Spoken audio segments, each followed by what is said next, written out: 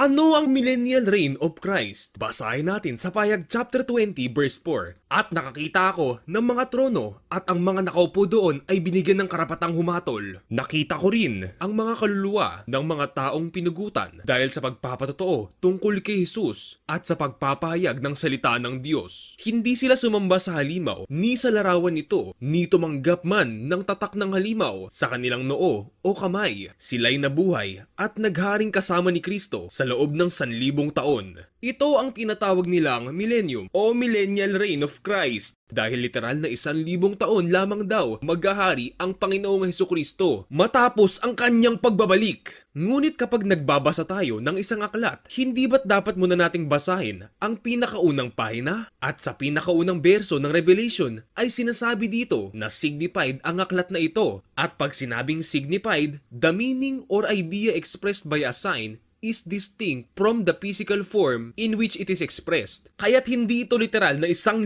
taon lamang dahil ang ating Panginoong Hesus ay ang Alpha at ang Omega at siya ay naghahari magpakailanman sa kanyang trono kasama ang ating Diyos Ama sa langit. Ang millennium ay symbolic lamang dahil ito na ang New Testament Church Age. Ang tawag sa katuruang ito ay amillennialism sapagkat hindi literal na 1,000 taon ang paghahari ng Panginoong Hesukristo sa kanyang pagbabalik.